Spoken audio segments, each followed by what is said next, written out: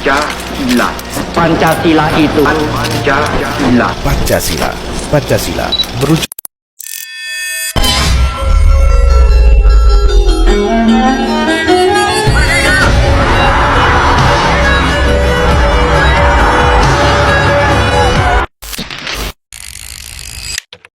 Perkembangan dan implementasi Pancasila dalam konteks sejarah bangsa.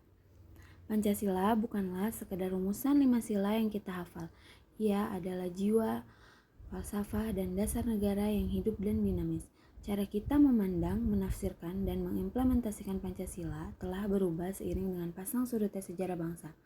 Memahami dinamika ini sangat penting agar kita dapat menempatkan Pancasila secara relevan di masa kini dan masa depan. Pada awal kemerdekaan tahun 1945, 17 Agustus, Pancasila dikemukakan oleh Soekarno dalam pidato pertamanya sebagai dasar negara.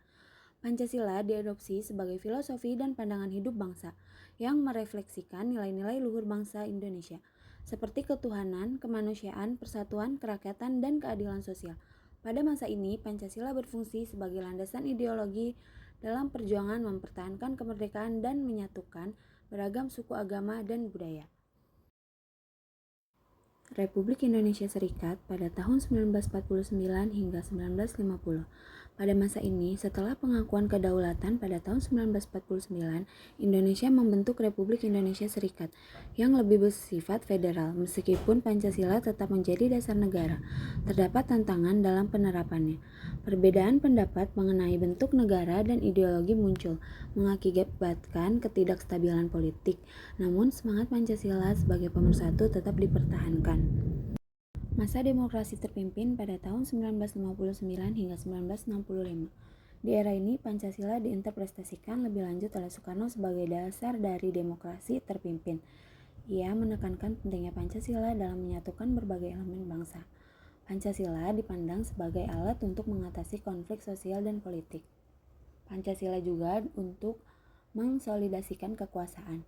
Meskipun demikian, banyak kritik terhadap penyimpangan Pancasila dalam praktik politik. Masa Orde Baru pada tahun 1966 hingga 1998. Di bawah kepemimpinan Soeharto, Pancasila dijadikan sebagai alat legitimasi rezim. Pancasila diinternalisasi ke dalam sistem pendidikan dan kehidupan masyarakat, meskipun seringkali dikritik sebagai bentuk doktrinasi. Pada masa ini, Pancasila dipersepsikan sebagai ideologi resmi, tetapi terjadi penyimpangan dalam penerapannya, seperti pelanggaran hak asasi manusia dan pengekangan kebebasan berpendapat. Masa reformasi pada tahun 1998 hingga sekarang. Reformasi membawa angin segar bagi Pancasila. Setelah jatuhnya Orde Baru, ada upaya untuk mengembalikan Pancasila sebagai nilai yang hidup dalam masyarakat. Pancasila kembali ditekankan sebagai dasar untuk demokrasi dan hak asasi manusia. Dalam konteks globalisasi, Pancasila diharapkan menjadi pedoman dalam menghadapi tantangan modernisasi, pluralisme, dan multikulturalisme. Perkembangan Pancasila dalam konteks sejarah menggambarkan dinamika perjalanan bangsa Indonesia dari awal kemerdekaan hingga era reformasi. Pancasila telah berfungsi sebagai landasan ideologis yang merefleksikan identitas bangsa.